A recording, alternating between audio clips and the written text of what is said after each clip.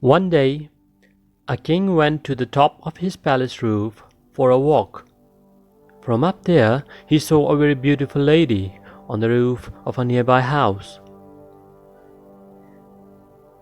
The king asked one of his servants, "Whose wife is she?" "She is Mary, John's wife, my lord," said one of the servants. The king was so much mesmerized with her beauty that he called upon John to the palace. When John appeared before the king, he was told that he should take this letter to King Robert of a neighboring country, and that he shall only return with his letter in response.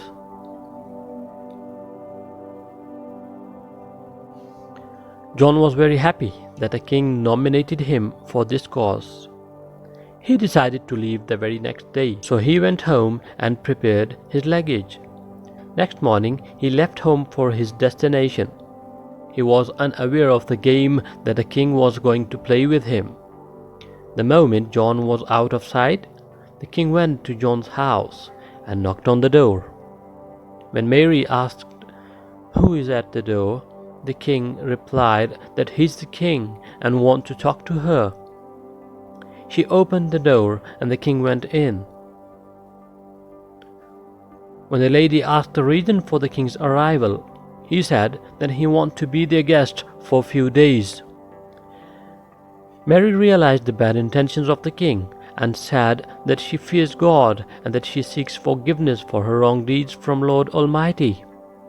The king got angry and said that it seems that you haven't recognized me. I'm the king, honor of your husband. In response, Mary quoted the famous quote of her ancestors that if a bee drops into the meal, then one should stop eating the food, even if the food is tasty and you want to eat it.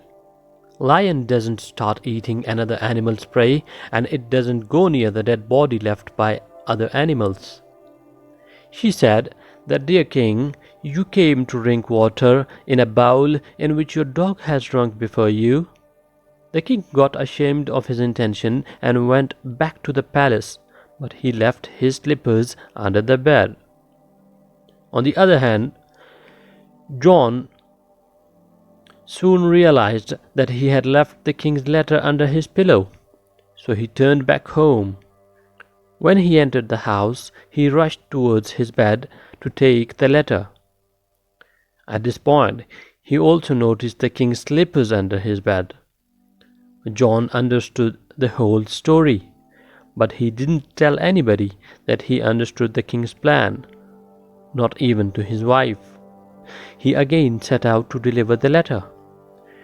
When he came back from the journey, the king awarded him with gold and diamonds. John went to the market and bought some gifts and presents. When he came home, he said to his wife, "Let's go to your parents' house."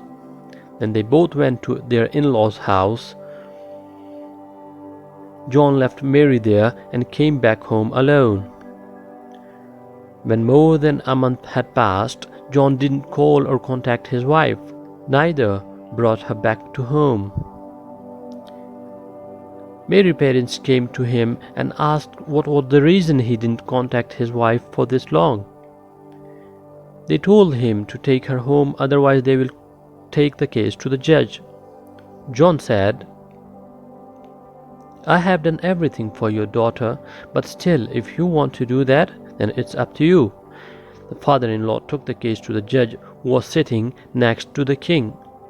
Mary's father said that we gave this person a garden full of fruit trees laden with fruits, along with a well of water. But this person ate all the fruits, cut the fruit trees, and deserted the garden. He also closed the water well.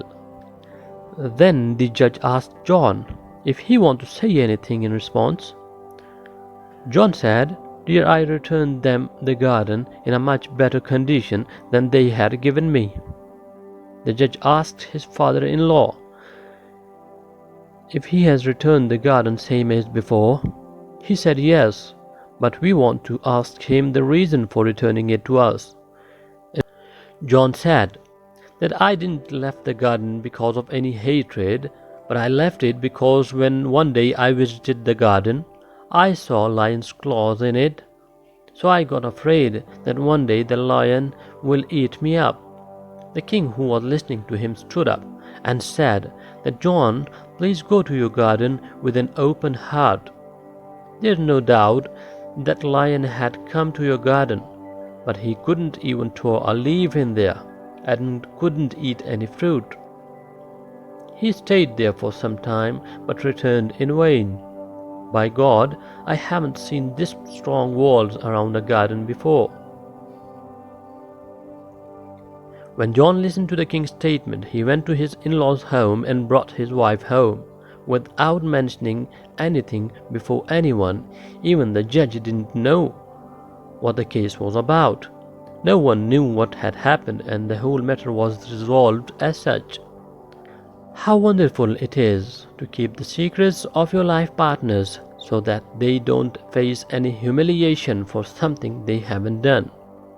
May Lord Almighty protect you and your family from evil eyes and bless you with peace, prosperity, and blessings. Amen.